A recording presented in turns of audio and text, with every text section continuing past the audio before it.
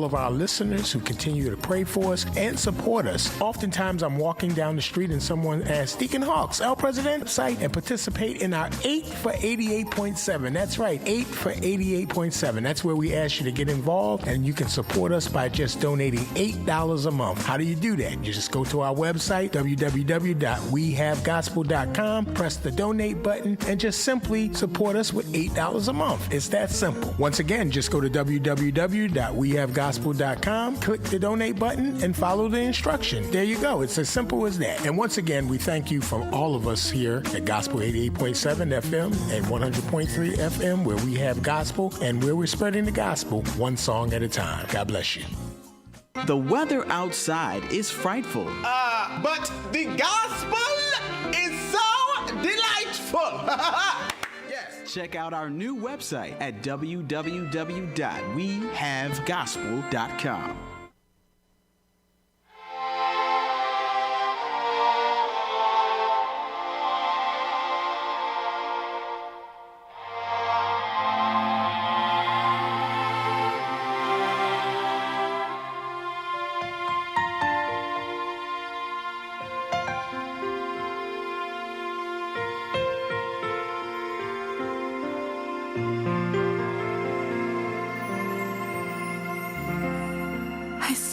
Accused.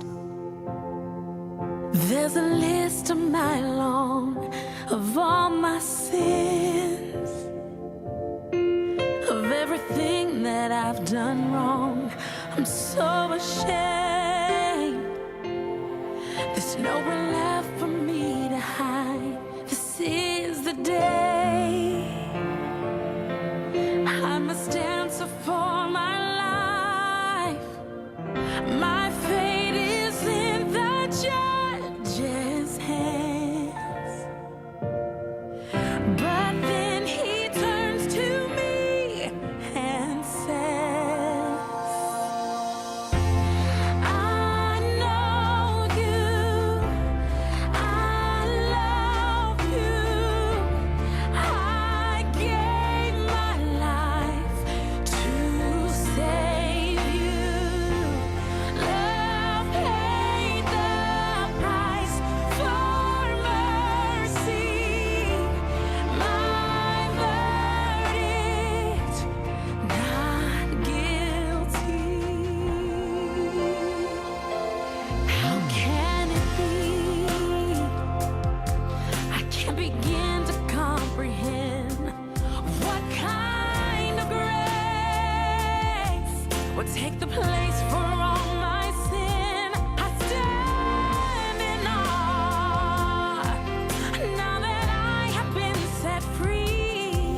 And the tears well as I look at that cross, 'cause it should have been me. My fate was in the nail-scarred hands. He stretched them out for me and said,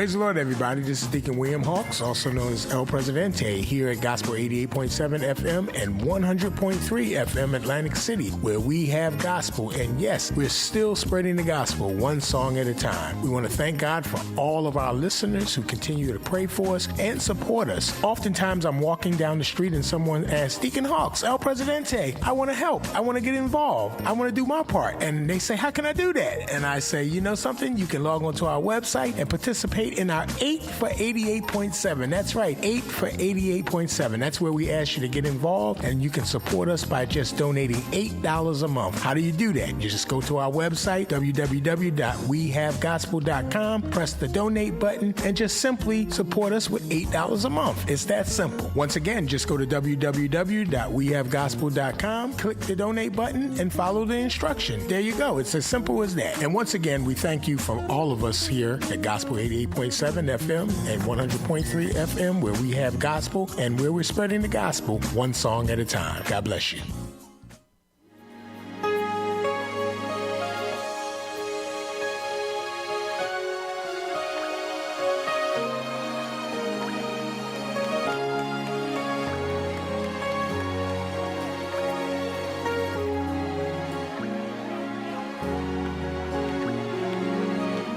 God wants to heal you everywhere you hurt, everywhere you hurt. God will see you through. He'll take the pain away. God wants to heal you. Yes, He does. Everywhere you hurt. God will see you through. Yes, He will. Listen. God shall provide for you each and every day.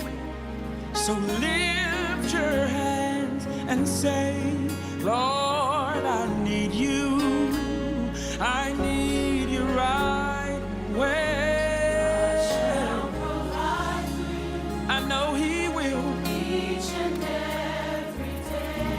Each and every day, lift your hands and say, I need you. Now come on, just lift your hands and begin to thank Him for the healing right now. Yeah. Come on, let me hear you worship Him all over the house tonight. God is in the room to heal you tonight. His presence is here.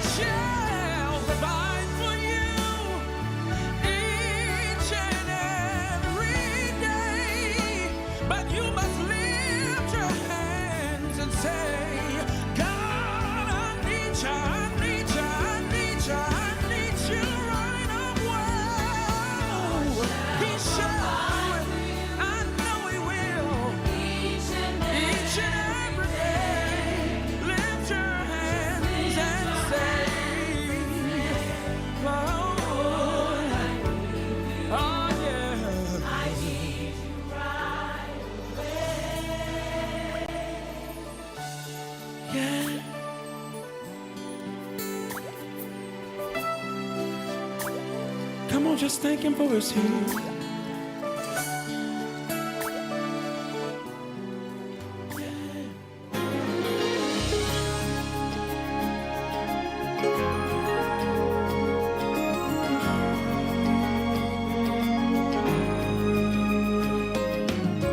It's a Monday morning and another long week I have to face. So many problems I have to solve, so much going on. It seems like there is never enough money to do all the things that I have to do. I sit down and I wonder how I'm gonna make it. What am I doing? Gospel 88.7 WEHA. It's more than music. It's ministry. WEHA, Port Republic, Atlantic City. And now on FM translator 100.3 W262CF, Atlantic City, Pleasantville. Hi, this is Lady Praise. Join me every Wednesday and Friday morning for my show, Morning Dew, airing from 7 a.m. to 12 noon. We'll have great gospel music that's both old and new, uplifting conversations, encouraging stories and spoken word, and informative interviews. So make sure you meet me here every Wednesday and Friday at 7 a.m. for Morning Dew.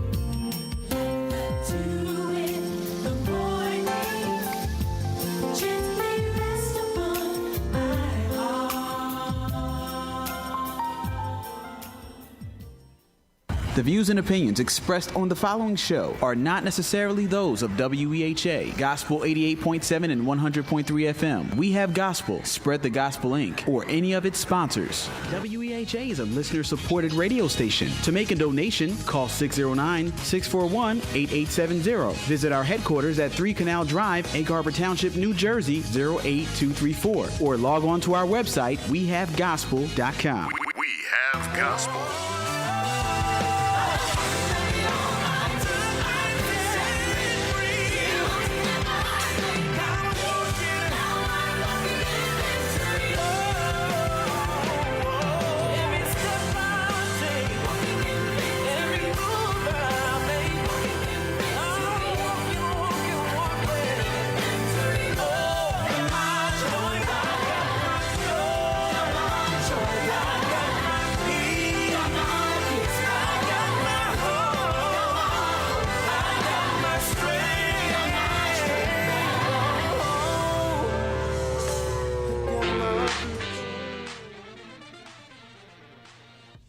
If you just tuned in, you're listening to In the Community with Dr. Thelma Witherspoon and First Lady Mary Parrish, right here on your favorite two-time Stellar Award-winning gospel radio station, WEHA 88.7, 100.3 FM. We have gospel. This broadcast is being brought to you by the Hawks Family Businesses, who have been serving our community for over 30 years, and Beacon Hall, turning moments into memories, and McDonald's, Atlantic City owners Tony and Rita Mack. Thank you so much for sponsoring our show on today. We have a wonderful show for you today. First, we want to give our condolences to Bishop John Gandy, who is a part of the WEH family and the Gandy family, Mother Callie Gandy and the Gandy family, in the passing of his brother Dempsey. The Gandy family is a very close family, and certainly our prayers are with them. Our prayers are with the Donaldson family in the passing of Sister Sylvia Donaldson Rawson. And also, two of my classmates passed on this week. Hattie Kidd, who listened to my show, and Cheryl Baker Cherry. So we're asking everyone to pray for everyone, that even ones that I don't know of, with someone who's lost someone. Please keep them in your prayers during this time. Also, there's 87 days before the general election. 87. That's not long to go. I understand there's going to be an announcement on the 15th, which is on Friday, to determine whether we'll have an all-mail-in ballot or whether it'll be a combination of voting at the polls, some mail-in ballots. We don't know until the governor, Phil Murphy, announces that on Friday. So be looking out for that information, and I'll make sure that information is available on next week if you don't already know. Also, if you are not registered, it is important for you to register to vote. You can go to your municipality in Atlantic County. We can go to the clerk's office. You don't even have to leave home. You can download your application, and or for the city clerks, go to elections, go to the drop box, go all the way down to registration. And if you moved, if you changed your name, whatever the case may be, make sure that you're registered. And don't wait till the last minute, so you can make sure that you get your voting card back in enough time so there are no issues when you go to vote, whichever way that is, on November 3rd when the election will be. Some great news for WEHA. We are nominated again for a Stella Award, and I'm really excited about that. The Greatest Night in Gospel Music returns to television for the 35th anniversary of the Stella Gospel Music Awards, and that's going to premiere on BET Networks as a 2-hour virtual special on Sunday, August the 23rd at 6 o'clock p.m. Eastern Time. Also, it will be simulcast on BET. The virtual production will acknowledge all award winners. They will be having something, the Stella Awards will be having something from the 16th until the 22nd, I believe. I believe it's the 16th to the 22nd. And you can go to their webpage and watch the different Stella presentations and things that are going on with the Stellas. But on the 23rd, if WEHA is a winner, and I hope we are, for the small market category, you can see us on BET on that particular day with the owners, Deacon Hawks and Lady Praise, Elaine Hawks, giving their acceptance speech.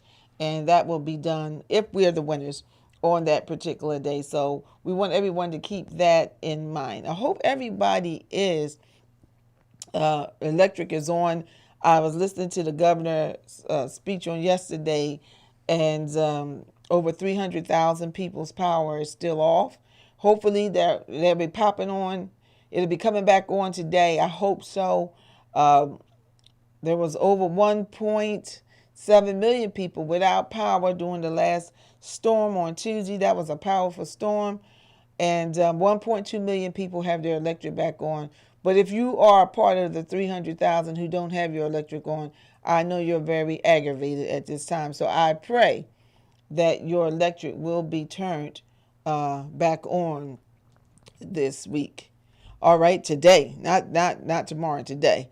It was so funny. I was looking at Facebook, and some of my sponsors, not sponsors, but people who watch me, Carol Oglesby was on, and she put a post on Facebook.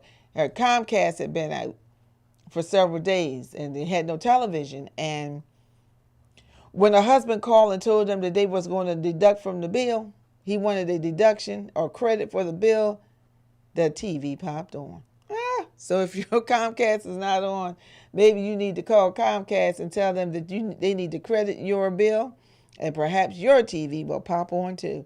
All right, so we hope everybody has everything that's, back on and working as normal as possible.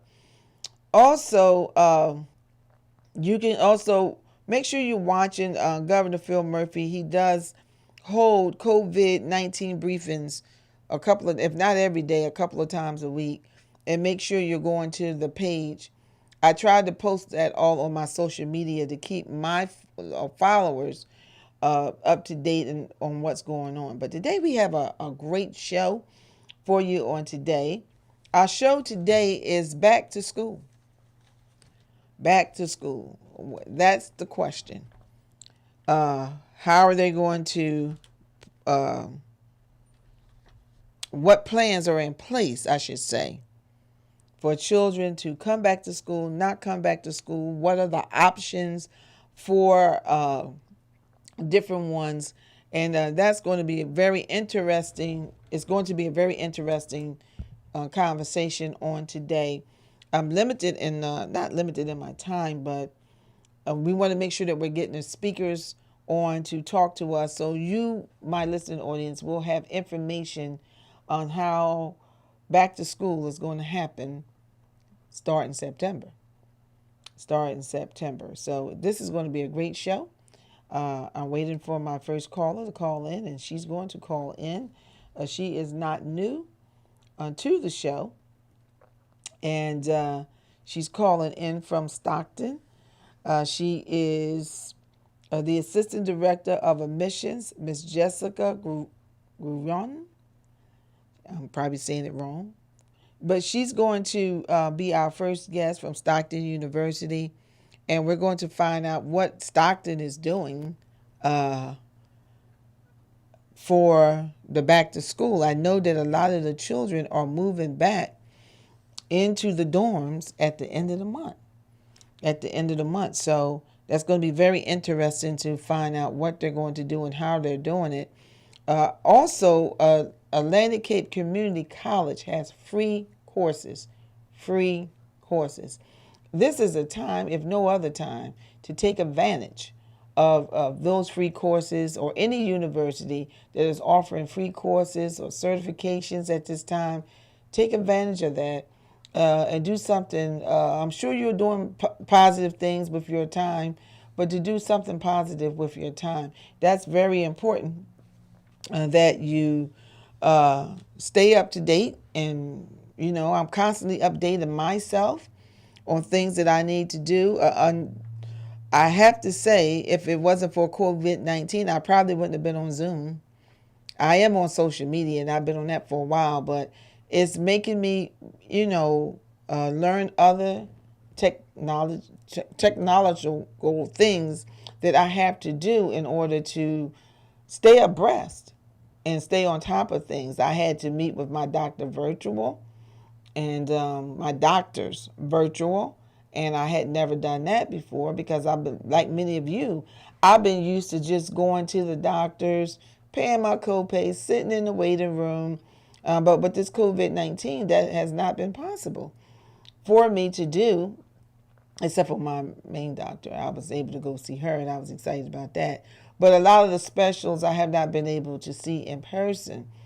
I had to go virtual. And so I had to learn Zoom. I had to learn it. It wasn't an option. I had to learn it. So you got to do different things and keep your mind open to different things technology-wise, because that seems the way the world is going right now. Most of you are on online services like we are at our church. It's different. It's very, very different. It's not a bad thing, but it's different. It's just different. So make sure that you're staying up to date on what needs to be done and the way that you need to do it. And continue to do the things that make you safe. That the mask now is determining. I broke one mask, but I got more in the car. I've been wearing the K95 mask, and because I went to the doctor's, my podiatrist, and he was telling me that the one I had on, the blue one, that everybody is wearing, it was nice, but it was only helping me to protect people from my germs or things from me talking, but it wasn't protecting me if they were talking to me. So now on these CDC, Center Disease Control, they're talking about the 3-layer mask, that if you're going to buy a mask, it has to be 3 layers. So not only are you protecting people, but you're also being protected if people are talking to you. So the 6 feet distancing is important. I do practice that. I practice it every day. Every time I'm in a store, if I'm in a store or wherever I'm at, I do practice that distancing. I do have on my mask. I don't wear gloves, though. I don't wear gloves because they were saying that germs are in the gloves. You got to take them off every time you do something. So, you know, some people I've seen with the same pair of gloves on all day. Well, you are contaminating yourself and contaminating others. So if you want to wear the gloves, as soon as you use them, take them off, disregard them, throw them in the trash, get rid of them, and put on a new pair every time you do something. Okay? If you come out the grocery store, take off the gloves, put on a new pair. If you go to the cleaners, take off the gloves, put on a new pair. So basically, washing your hands with soap is the best way to stay safe from COVID-19. I have to be perfectly honest with you, and I will have a doctor on. We will have a doctor on the show when we go to talk about the vaccine. I'm just not comfortable, I should say. I'm not telling you what to do. I'm saying I'm not comfortable with it. It's going to take some time for it to come out, to be completed. I know they do have one out, but it's just not approved yet. And that's going to be another topic. That's definitely another topic about the vaccine. Is the vaccine safe? We don't know. So I don't want to put doubt in nobody's mind, but I'm just saying. I would like to see a whole lot of people get tested before I take that vaccine, the COVID-19. However, you know, the flu shot has the flu in it, you know. But at least it has been proven and tested, okay? And I used to didn't even take a flu shot. To be honest with you, I took one maybe about 15 years ago. I do get the flu shot now. I had taken one maybe about 15, 20 years ago, and I was so sick. I was so sick that I promised God and a few other people I would never take another flu shot. And I didn't for many, many years. But then when I started working around children and to protect my family members and things like that, I had to reconsider. And I haven't had any problems with the flu shot. However, the COVID-19 is a whole different situation. I got to tell you the truth. I really just not sure about that. So I'm going to have to do a lot of studying. Not that I'm a doctor and do research like Dr. Fauci is the disease infectious doctor. You know, he's the expert. I definitely don't have my medical degree, but I will be following the doctors and the scientists on the vaccine and ask you to do the same thing. And just make sure that whatever information you find, that it has a website or something to it. Not just tagging everything that comes on social media, because everything on social media is not real. Actually, I got flagged by Facebook a couple of times because I posted a couple of things and they told me it was fake news. So I don't want you to be a part of that situation. So make sure it has a website, something that you can refer it to before you tag it to someone else. And the reason why I had put it on, because it came from someone that I thought was they are reputable. They are. But that video was just fake. Okay. So they put fake and they took it down. They didn't take it down. They just blocked it out. They blocked it out. So before you send videos out on Facebook, make sure you have vetted it and make sure that it is, make sure that the video is accurate. So you won't be flagged. Because after so many flags, then you get on Facebook probation. And then you can't, be on social media. And that's the way to go right now. That's the things that people are doing right now to stay in touch with the news and with things that are going on. So let us continue to do what we need to do to stay safe. Not be paranoid now, because God has not given us the spirit of fear, but of power, love, and a sound mind. But at the same time, we must use wisdom on things that we're doing at this particular time. It's a new time for everybody. Nobody really knew. We already know. We've heard it before. Nobody's ever lived through COVID-19. And there are some people who are 100 and maybe did live through the Spanish flu in 1908, but that's very few. Most people have passed away that knew those stories and what happened during that time, so it's different. It's very, very different. Nobody has all of the answers, People are doing the best they can do. And so we have to pray for them and pray for our pastors. This is a gospel station. Our religious leaders, pray for them during this time too, because it's new. It's new, all right? And people are doing the best that they can do. So we're getting ready for our next guest that's going to call in on the show on today. And that's in the person of Minister Dr. Robin Moore. And she wears a lot of hats, this woman. She wears a lot of hats. And she's a principal. She's the president of the New Jersey Principals and Supervisors Association, and she's an adjunct professor. So she does a lot of things. And she will be calling in on the show on today, and we're going to hear from her perspective. So the new or now normal, is it new? Is it always going to be this way? Or is it going to be the way that it's going to be our normal way? I was reading and a lot of comments on the governor's page, as I said earlier, and a lot of people were very angry. Not a lot, but some was angry. They don't want the schools to open. They want the schools to stay closed. They don't want them open at all. So this is going to be very interesting with the conversations that we're going to have on this morning on how that's going to roll out on this year. So school is about to start. I was talking to some parents. Some parents have decided to keep their children home, or they have set up someone who can be with the children when they are virtually learning. You know, I talked to some schools, but everybody doesn't have the money for this. One school in particular, of course, it was a private school. They've already bought the shields. We got a call online. All right, Minister Dr. Robin Moore, thank you so much. You're welcome. Thank you for having me this morning. Yeah, for calling in on the show today. You wear a lot of hats, as I told my listening audience. You are a minister. You are a principal.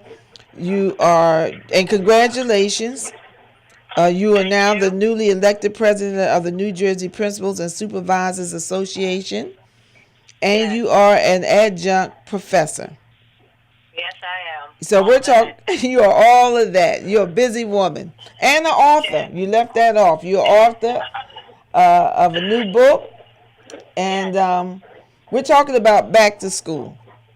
Yes. Back to school. What is it looking like for you as a principal for back to school? Well, going back to school, there are the pros and the cons. And we all know that children need to be in school, not only for educational reasons, but for social reasons. Right.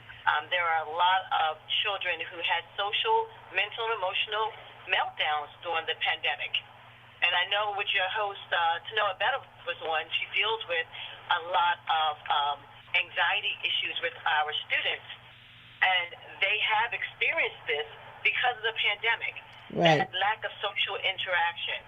So on that side, all educators believe that children need to be in school, but here's the problem. The state is leaving it up to the counties and the schools just to use the general CDC guidelines to come up with their own safety guidelines. Right. And the New Jersey Principals and Supervisors Association, they testified with the governor, and went up to see the governor this past week, and stated that there needs to be universal health care guidelines coming from the state. Because little did I know, out of all the districts in New Jersey, 41 districts did not get the CARES funding. So there's an inequity of funding right there for schools struggling to purchase the plexiglass or the PPE or hire extra staff and cleaning staff. So there's a problem right there. So, we want them back in school, but we want our children to be safe too. And our staff. We want our teachers to be safe too. Now you said something about the cage. What did you said? Everybody didn't get that funding. What was the name of the funding? The CARES funding. The CARES funding. So did they get it? Did they not get it because they didn't apply, or they just didn't get it? I'm not sure why they did not get it.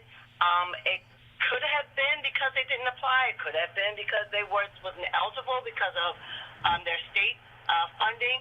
I'm not sure, but I just got the word last week that 41 districts did not receive it. Is that 41 districts in New Jersey? New Jersey, yes. Wow. There are over 600 school districts in New Jersey, and 41 did not get them. Now, was any of that 41 in Atlantic County? I'm not sure. I'm not sure. Because the issue is, the plexiglass and the different PPE things that is needed for the staff. The districts didn't have the money to put that together because that was never a part of the budget. Right, exactly. And that's where the CARES funding comes. I work in Galloway Township, and, we received our CARES funding, and we ordered the plexiglass for the desks, the teachers' desks, the students' desks, the tables. We were ordering the masks, we're ordering the face shields. Whatever we need, we're ordering these things. Some districts, don't have that money to order all the things that they need to keep safe. Now, do you also have a recovery or back to school plan? Yes, there is a plan. The superintendents, they've been meeting at round tables and, sharing ideas and plans, and the superintendents have been bringing it back to our district, to the individual districts. So, we have a plan. We are, right now, our district, we are virtual on Monday. All students are virtual, with teachers coming into the building to teach the virtual from the classrooms. On Tuesdays and Wednesdays, we have half of the school coming in, Group A, and then Thursday and Friday, we have the other half coming in, Group B. However, our pre-K and our self-contained special ed students, they're coming in all 4 days. They're virtual on Monday, but they're coming in all 4 days because their homerooms and class sizes are so small, we don't have to split that class in half and split them up into two different schedules, Tuesday, Wednesday, and Thursday, Friday. So they're in all 4 days. All right. Now, do they still have the plexiglass and all of that? Yes, they have the plexiglass on their desk. They will have face masks. Lunch is now will be served in the classrooms. We will not be traveling to lunch. You will not be traveling to art or music. The music teacher will come into the classroom. The art teacher will come into the classroom. We are right now in the classrooms separating the desks 6 feet apart and removing any extra furnishings in the classroom that may hinder the spaciousness that we need. So we are preparing.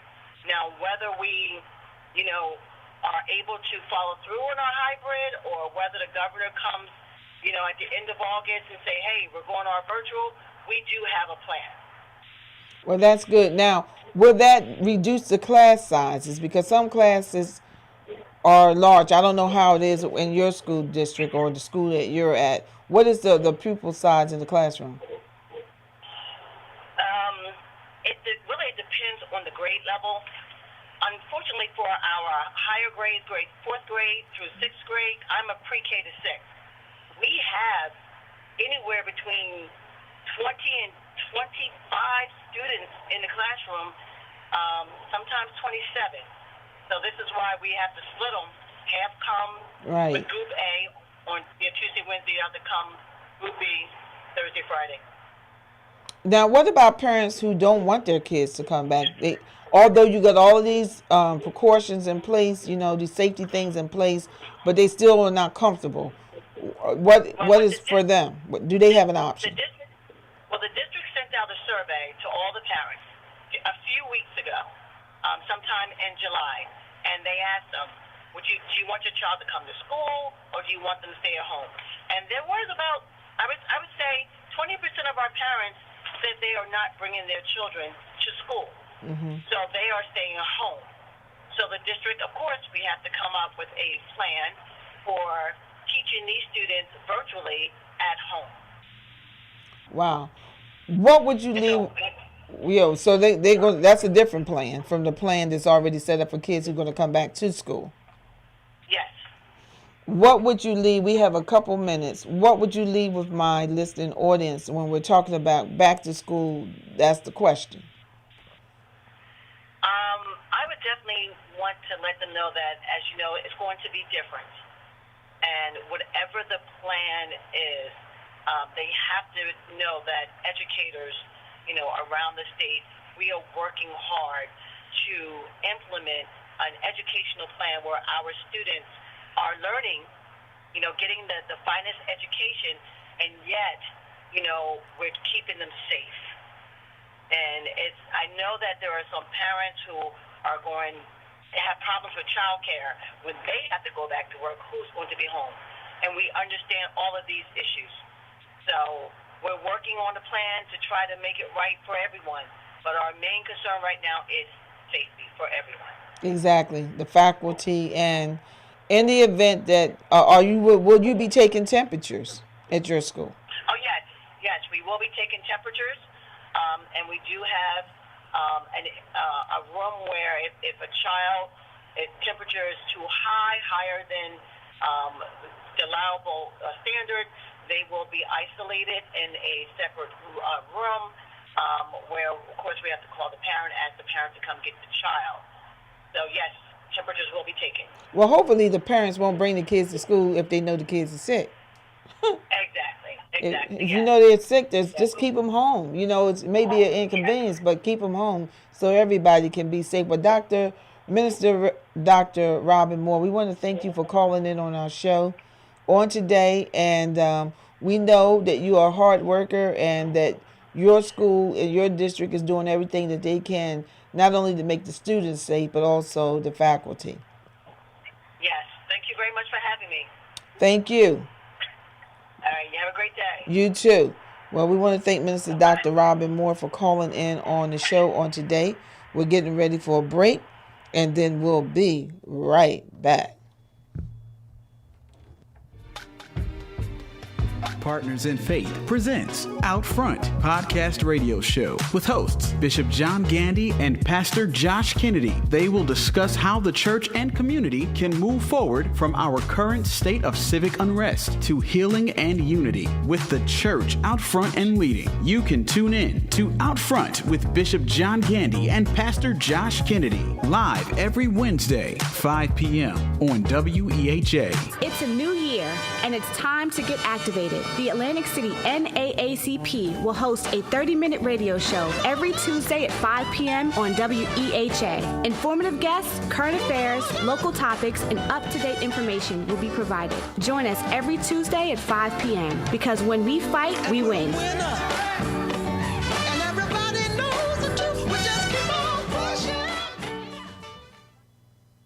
When is the best time to talk to your family about staying in touch during a disaster? When floodwaters reach your door? When wildfires are engulfing the edge of your neighborhood? Or an earthquake is destroying buildings? Or is the best time perhaps today? During a disaster, you may not be able to stay in touch with your family or friends as easily as you think. Go to ready.gov/communicate and make your emergency plan today. Don't wait. Communicate. Hawks Janitorial Contractors Corp. was established in 1987 by husband and wife team William and Elaine Hawks. Our motto is a great job at a fair price. The Hawks team is skillful, customer-focused, delivering quality janitorial services that meet and exceed our clients' specific needs. Hawks Janitorial Contractors Corp., proud sponsors of Gospel 88.7 FM. For more information, 609-484-0452. You use Tearless Baby Shampoo because it's gentle on your baby's eyes. You make sure his toys don't have any sharp edges. You always test the bath water to make sure it's not too hot. You taught her what to do when the smoke alarm goes off. You make sure she wears a helmet when she rides her bicycle.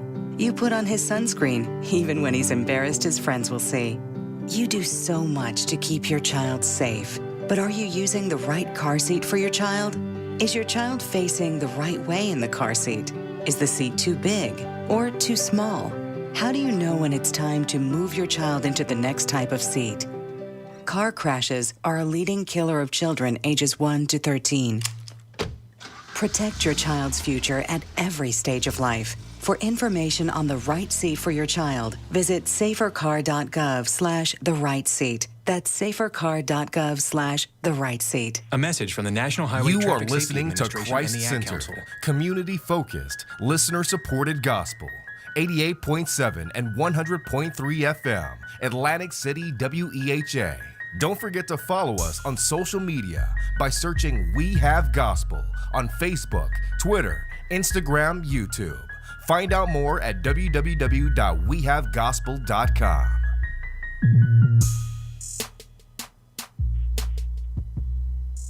It's a new year, and it's time to get activated. The Atlantic City NAACP will host a 30-minute radio show every Tuesday at 5 p.m. on WEHA. Informative guests, current affairs, local topics, and up-to-date information will be provided. Join us every Tuesday at 5 p.m. because when we fight, we win.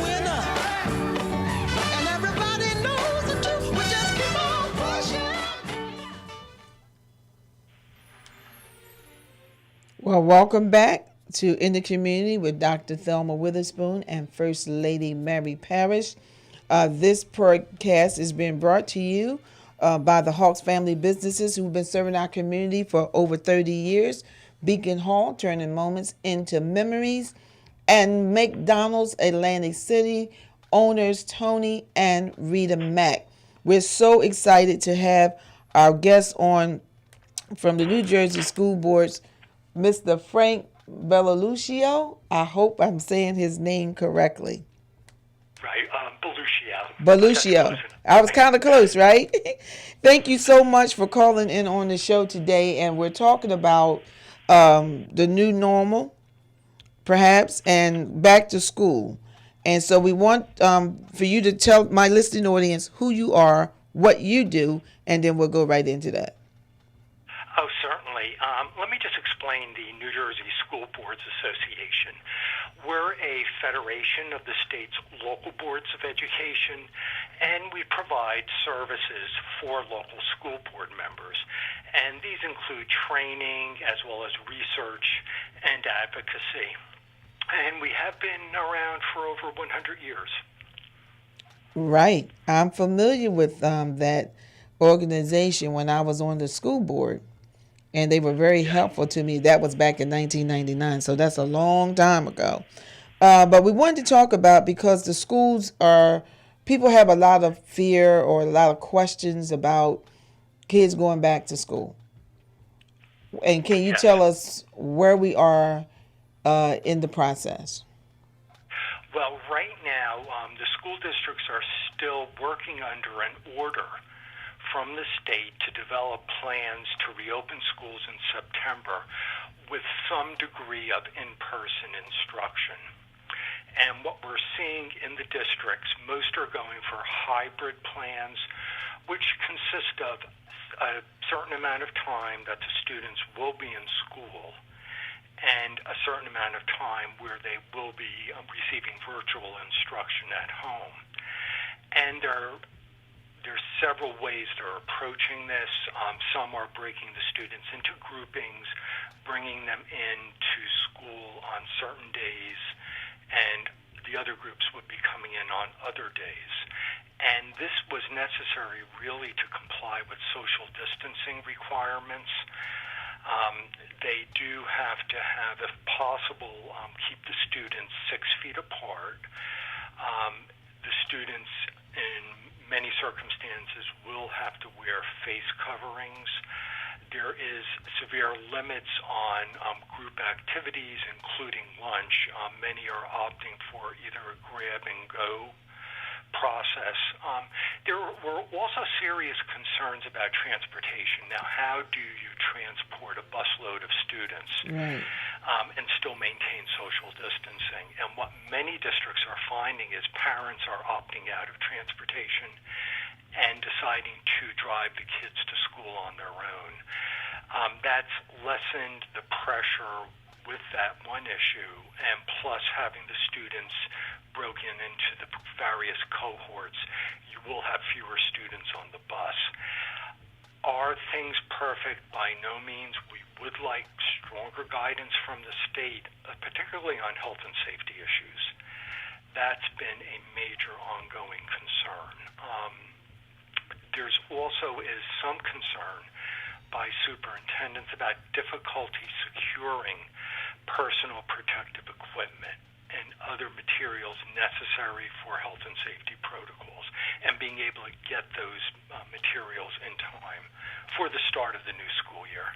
Now, I was talking to Dr. Robin Moore a few minutes ago before you came on, and their school participated or got CARES funding. So if they got the CARES funding, would that not be a financial issue for those schools?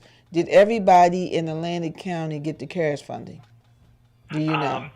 I would have to look. The majority of school districts in the state do receive some CARES funding, and it's a federal program, and it is based on federal Title I funding. There's a small group of school districts in New Jersey that do not receive federal Title I program funding, so they would not be receiving CARES funding initially, but the state has reserved a certain pot of money for those districts also. However, when we have polled our membership, almost everyone said the CARES funding is not enough. They do need more financial support and more help. I mean, we're dealing with several issues. One is securing the personal protective equipment, which is something school districts never had to do before. And when they were planning their budgets for the coming school year, this was not a factor. But the other matter is what we call the digital divide, and that's ensuring that students who will be learning remotely, and we don't know, at some point in the fall, even if schools do reopen with in-person instruction, we might have to pivot back to virtual if the governor so orders it for health and safety reasons. And you want to make sure that all the students are connected, and this means broadband access, and it means the right equipment. Unfortunately, the governor estimated that 230,000 students were not connected, did not have either the broadband access or the necessary computer equipment to really take advantage of virtual learning programs. So that's something that really has to be addressed.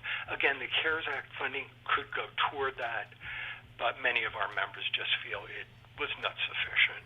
Well, and you're talking about that, do you know approximately how much each district received, or was it? It did vary. It was statewide $280 million. Again, it varies according to what the district's Title I funding entitlement is. I'm sorry. Information. You can find it on the New Jersey Department of Education's website. They do have an informative section dealing with school reopening and the coronavirus issues. And there is a spreadsheet that shows what the allotment was for every district in New Jersey. I see. Now, what about kids that have special needs? How has that been addressed? That, again, is one of the major issues, because so much of that instruction could involve really one-on-one, in-person instruction. Many of the districts going forward are planning to accommodate that, even if they're going to have very limited in-person instruction for the majority of their students.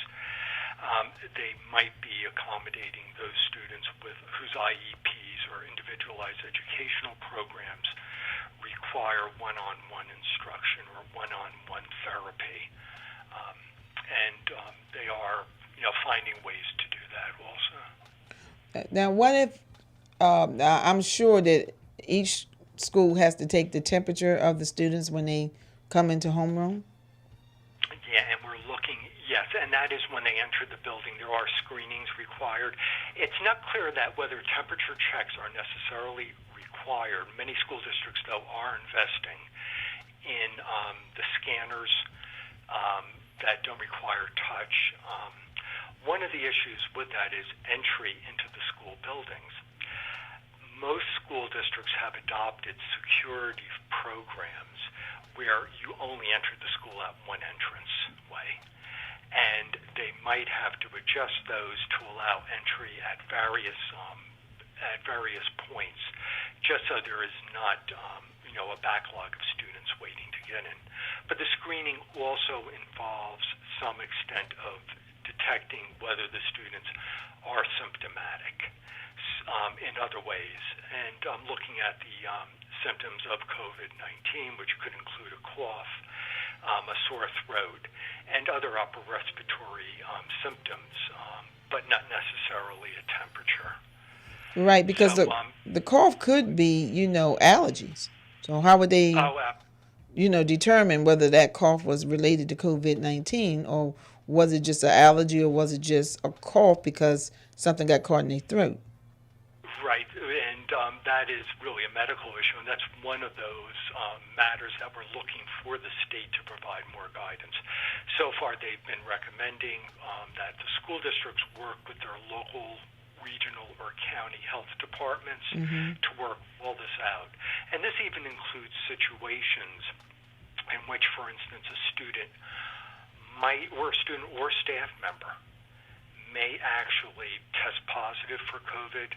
How do you handle those situations if the student is in school? If the student is not in school, what happens to the class where he or she was? Do they all need to go into isolation or into quarantine? Do they need testing? And those are issues that the state is saying that school districts need to work out with their local health departments, but again, based on whatever guidelines are available from the CDC.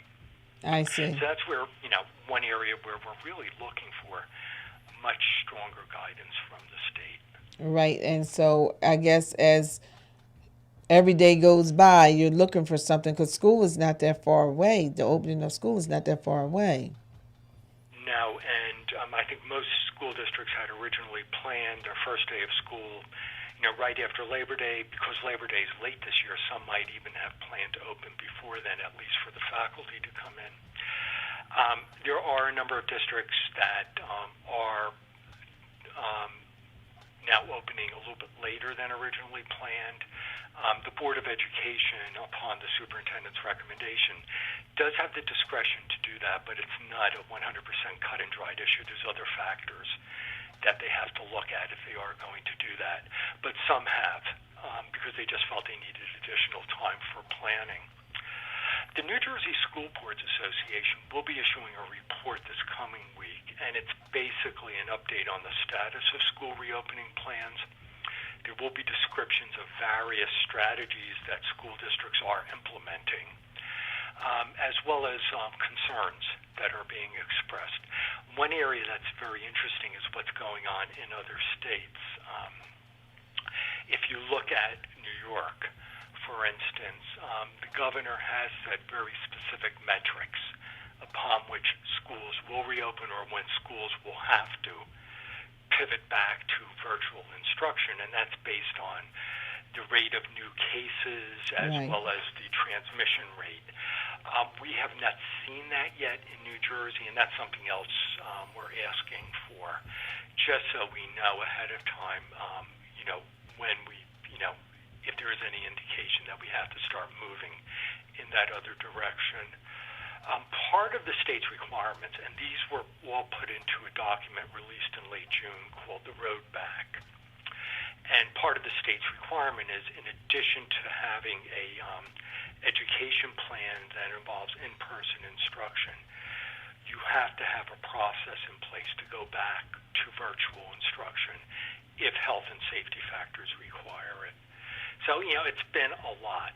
One superintendent described it as putting together a 1,000-piece jigsaw puzzle, and every day you get a new piece, and you have nothing, no picture to really know what it's supposed to look like. But, we are finding that many districts have really done like a Herculean job of putting together programs, considering parents' concerns, the community's concerns, the staff, while also addressing the needs of students. There are students who are going to do better in an in-person format. And I think that's why the state in New Jersey insisted on having that as part of the reopening plans. I have a question about the staff. Have you found or heard of a lot of teachers retiring or not coming back at all? That is a concern that was expressed. Now, last time we did survey the superintendents and school board presidents on it, they were not in a position yet to determine if that was, in fact, going to be a situation where there would be a lot of attrition. What many of them are doing is, if a teacher has a medical issue, right, trying to direct that teacher to the virtual instruction program. Because another fold that did occur was, after the state told the districts how to establish their plans, they said, but you have to give every single individual parent an option for virtual instruction. So there is going to be all virtual going on, at least for a certain number of students. So it would be directing those teachers to the virtual programs. I see. Another issue, though, is childcare. Right. If you're teaching in one district and your children are in school in another, right, and that district has a totally different structure, less time in class instruction, or other factors, how do you deal with that?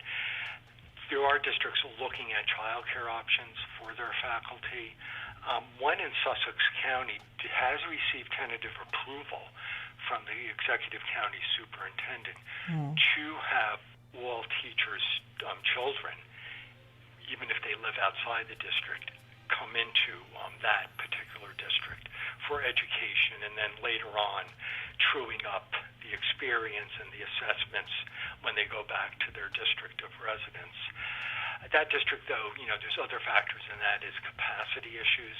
Right. And that's why you're finding, for instance, in Mercer County, there's a very large district that found that it had to break the students into 3 cohorts. Otherwise, there'd be no way it could accommodate social distancing. We've seen other districts where they're able to do it with 2 groupings. And there are a handful that are actually going back to full-time in-person instruction. So, it is across the board. There's no one way. And, in terms of the scheduling and the educational programs, we appreciate the flexibility because, this is local determination of the education program, which I think is always a key issue. Where we need more uniform guidance from the state is on those health and safety matters. Absolutely. Because, medical doctors. Absolutely. Now, the PPE, which is the protective, stuff for the staff, what are they wearing? I know the students have to wear the mask, and you get the plexiglass and all of that. What kind of gear is for the students and faculty? Yeah, the faculty is, many of the districts are requiring full-time, mask wearing, like face coverings for faculty. And, and again, for the students, it really depends. Some are saying on transportation, regardless of how many kids are on the bus, you have to wear a face covering. There are face covering requirements if 6 feet cannot be maintained, a 6-foot distance cannot be maintained in the classroom. The state recently did strengthen those face mask requirements for students. This occurred this past week. So, what we are finding is, just as, if you look at back in March, what we knew about this disease was much less than we know now. We're also, going forward, receiving more guidance and more requirements. It's been basically a moving target for the school districts. Absolutely. Now, the parents that opt to drive their kids to school, will they be getting a stipend? Yeah, that is another issue that has come up, whether or not they would receive payment in lieu of transportation. That has always been reserved for situations in which the school district does not or cannot provide the transportation. So in an optional situation like this, that is a question that was put out. I would have to check to see the latest guidance from the Department of Education on that.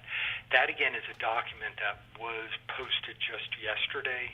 It came in response to questions from organizations like the New Jersey School Boards Association and the New Jersey Principals and Supervisors Association, not only about health and safety requirements, but also about some of the funding issues. Okay, well that's now. Does each school have a separate plan, or should everybody be going to the New Jersey State's plan?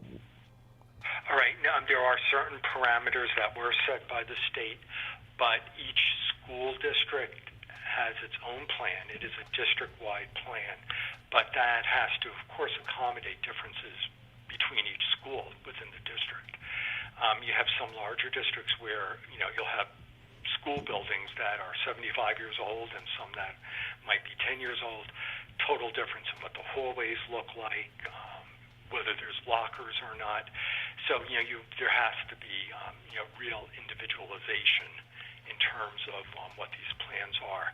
But generally, in terms of how you're going to, how many students you're going to have in those schools every day, if you're going to break them into certain cohorts, that generally is consistent throughout the district. Although you might find a difference between the elementary schools and the high schools. When you look at, there just has not been a one-size-fits-all, and you'll see, how that is reflected in the plans for the various school districts. Now, is there a policy on the cleaning of the school? I know that each school is cleaned, regularly before COVID-19. Will there be certain chemicals used to sanitize every day? Yes, and that is part of the, along with the PPE, those are requirements, the new, the cleaning methods and the materials that need to be used in cleaning the schools. What we have found is that what is very common, where school districts are breaking their students into two cohorts, they'll have them in the buildings 2 days a week, each group. And then that third day will be for virtual instruction, and the building will undergo a deep cleaning. But there is supposed to be ongoing sanitation of areas, particularly like restrooms and other areas, where there is a high traffic amount, or where ventilation might be lacking in some respect. And ventilation remains, of course, a critical issue. Right. The more we're learning is that, there may be some aerosol spread, as they say, and, it is critical that, there be proper ventilation, and that's a financial challenge for many districts. Absolutely. We only have a couple of minutes. What would you leave with my listening audience? So far, I know that every school has a plan, so they need to go to that website to find out the plan, find out what their options are. They can also go to the New Jersey School Board's webpage and get the updates. What would you leave in addition to that for parents who don't know what they want to do with their particular child for this upcoming school year? Right. Well, every district is required 4 weeks before the opening day of school to share the scheduling information with the parents. But I would also look at to see if the actual plan is posted online, and then you can make a determination whether you're going to opt in or opt out. And I mean opt into the all virtual instruction or not. So I would really look for, the information coming from my local school district and make that determination. And again, if you do have questions, they should be, asked of the superintendent's office, if you do have concerns or need more information. All right, that's good information. They can call their superintendent's office if they're having an issue with for whatever reason, are the school board meetings still virtual? Can people call in for that? Yes, they should be able to. Right now, I think just about all the school districts are still conducting board meetings virtually. So yes, and there should be access through the district's website and a link either through whatever Zoom or whatever platform that they're using. And again, public comment still has to be provided for under the Open Public Meetings Act. Well, now there may be other ways that the school district would respond if they do not answer during that meeting. But again, very often questions about the school district operations, and this is what this is about, needs to be directed to the superintendent's office. Well, thank you so much for calling in on our show today. You gave us a wealth of information. All right, well, thank you very much, Dr. Witherspoon. All right, bye-bye. It's ministry. WEHA, Port Republic, Atlantic City. And now on FM Translator 100.3, W262CF, Atlantic City. Kelsey and Kim's is now open 7 days.